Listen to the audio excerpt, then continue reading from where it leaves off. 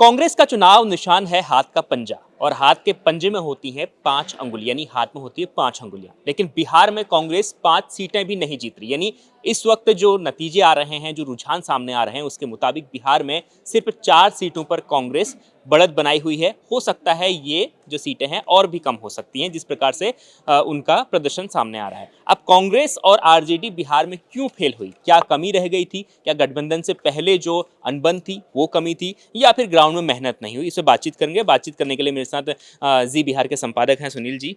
सुनील जी, क्या कमी रह गई थी? आखिर क्या गलती कर दी इन लोगों ने? 5 बड़ी कौन सी गलतियां आपको नजर आ रही हैं? सबसे पहले तो तेजस्वी यादव की सबसे बड़ी गलती ये रही कि वो गठबंधन को एक नहीं रख पाए। सीट शेयरिंग में बहुत सारे दिक्कतें रही। कोई नाराज होकर इधर भाग रहा था, कोई नाराज होकर उधर भाग रहा था।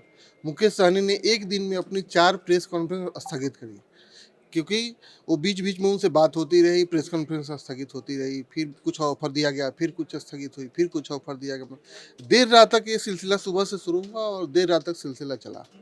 तो महागठबंधन में सीट शेयरिंग एक बहुत बड़ा मुद्दा रहा और अंततः चुनाव बीतने तक 13 सीटों पे ये लोग दोस्ताना फाइट कर बैठे।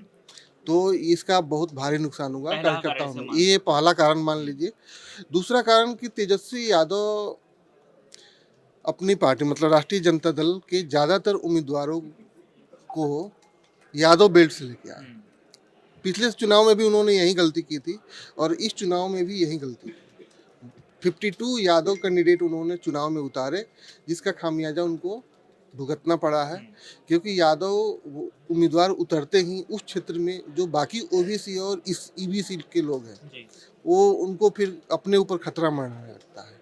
तो इसका ध्यान उन्होंने नहीं रखा, उन्होंने अपनी जाति के फैक्टर को ध्यान में रखा। अब इसमें एक चीज़ ये सामने आ रही है कि ऐसा माना जा रहा है कि तेजस्वी यादव यानी कांग्रेस का जो वोट बैंक है बिहार में खास तौर पर, वो आरजेडी में कन्वर्ट नहीं हो पाया। आरजेडी का वोट कांग्रेस में नहीं जा पाया। जो ग्राउंड पर था वहां पर भी अनबन बनी हुई थी नेताओं को। कांग्रेस का इतना वोट बैंक नहीं है कि वो आरजेडी को सरकार बनवा सके। सबसे बड़ी दिक्कत यही है। उसके लिए इन्होंने मुकेश सहनी को अपने साथ लिया था। 4% का एक वोट बैंक है जो मुकेश सहनी को उन्होंने साथ लेकर, लेकिन अंत तक उनको भी साध नहीं पाए।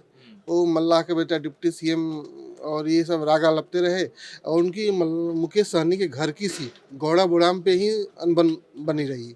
मुकेश सहनी के भाई को बैठना पड़ गया। एक दिन पहले राजद के कैंडिडेट को बैठना पड़ गया, दूसरे दिन मुकेश सहनी के भाई को बैठना। ये ऐसी कई सारी परिस्थितियां रही जिससे जो है वो महागठबंधन को अब ये नुकसान उठाना पड़ा। उसके बाद का कारण ये है कि महागठबंधन की एक छवि मुस्लिम परस्त की दिखी। प्रो मुस्लिम जो एक चेहरा इन लोगों ने दिखाने की कोशिश भी की, दिखने से ज़्यादा दिखाने की कोशिश की। ऐसा यार जब हो रहा था उसमें ज़बरदस्ती ये लोग मुस्लिम मुद्दा लेके आए कि मुसलमानों को परेशान करने के लिए सब किया जा रहा है। एनआरसी और पता नहीं मतलब एक एसआईआर में इन लोगों ने एनआरसी, सीए और तमाम सारी चीज़ें लेके आ गए। तो मतदाताओं में बात गई कि ये लोग सिर्फ मुसलमानों की बात कर रहे हैं। तो इससे भी एक महागठबंधन को नुकसान उठाना पड़ा।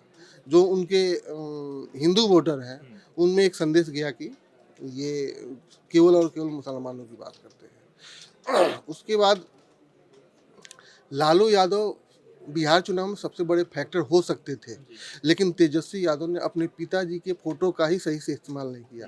उनकी पारिवारिक पृष्ठभूमि का सही से इस्तेमाल नहीं किया, उनका ट्रैक रिकॉर्ड का सही से इस्तेमाल नहीं किया।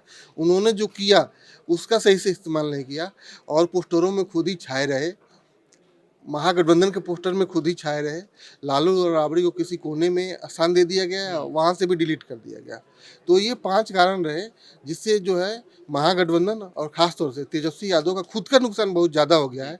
महागठबंधन को तो छोड़ ही दीजिए, तेजस्वी यादव का खुद का नुकसान इतना बड़ा हो गया है कि अब उनको फिर उस लेवल पे आने में अभी बहुत मेहनत करनी बिल्कुल। पड़ेगी। तो देखिए, बिहार में जिस तरीके से स्थिति बनी हुई है आरजेडी की, आरजेडी अब अपनी ज़मीन खोती हुई नज़र आ रही है बिहार में। एक समय था कि सबसे बड़ी पार्टी बिहार में आरजेडी हुआ करती थी, लेकिन अब तेजस्वी यादव उस पूरी जो लिगेसी है उसको बेहद उन्होंने कमज़ोर स्थिति पर रख दिया है। और जिस तरीके से स्थिति बनी हुई है, अब 30 सीटें या 35 सीटें भी जीत पाएगी या नहीं आरजेडी, ये सबसे बड़ा सवाल हुआ है। आपका क्या अनुमान है? अपना अनुमान कमेंट करके ज़रूर बताएं। आखिर में जो नतीजे आएंगे वो भी हम आप तक ज़रूर बताएंगे। देखते रहिए इंडिया.com।